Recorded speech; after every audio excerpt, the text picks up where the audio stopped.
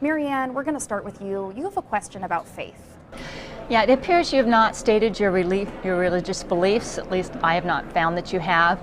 Would you be willing to share with us what those are and how will that impact your position on abortion? No, well, happy to share my faith journey. I grew up in this small town in North Dakota, 300 people, and we had two churches. One was Lutheran, one was Methodist. Our family my grandfather was born in Wales, had immigrated to the United States with my great-grandfather after my great-grandmother had passed away. He came over as a widower with kids, ended up in North Dakota. And so our family was part of that Methodist church, and that was something, that was part of our whole life growing up. I was president of the Methodist Youth Fellowship, all of my buddies, that were there.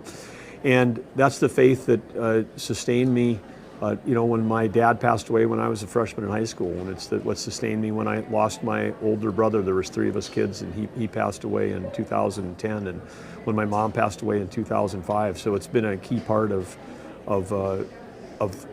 all I've done, whether it's building companies or leading the state. You have to have we all understand that there's everyone I think that is successful in this world knows that there's higher powers out there that are beyond the imagination capability of what we have. I mean, the universe that we have is expansive and huge, and it helps, at least for me. I mean, two of the things that I carry with me every day as part of leadership is humility and gratitude, because those are two things that I think we have to be humble in the face of this amazing universe we're in, and we have to have gratitude for the abundance that's around us, and that affects everything that we do. But I'm also driven by curiosity, and I'm also driven by an understanding that we shouldn't be judging others. And so I've always been curious and open-minded about people that might have faith beliefs that are different than mine, whether it's here in America or around the world. When you build a company and you have people that are working for you in 132 countries,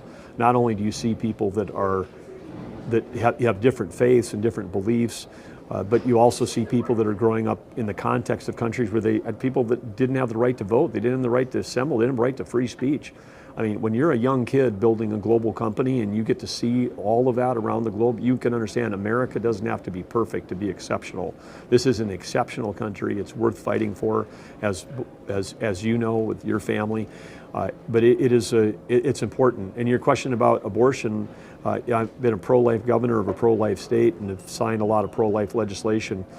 But I've got, from day one that I announced, my position has not changed, because I believe in the 10th Amendment, and people fought for 50 years to have Roe v. Wade overturned. So I support the Dobbs decision, returning it back to the states, and that's where it should stay. And so I had said to people I would not sign a federal abortion ban. I mean, the chance of a federal abortion ban ever getting the president is really slim, but I wouldn't sign one, and it has nothing to do with abortion. It has to do with the 10th Amendment that says the states created the federal government.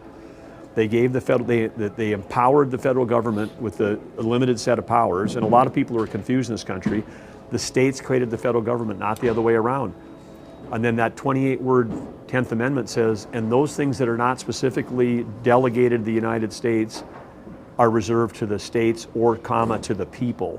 And that's where these decisions should be made. Decisions that are so important have to be made closer to the people.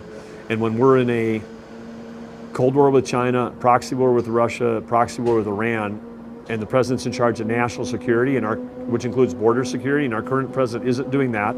He's not protecting our economy because he's not protecting the US dollar as a reserve currency of the world. These are things that affect every single American every single day. And as president, I would focus on those limited roles, do them well, and return the rest of the power to the states.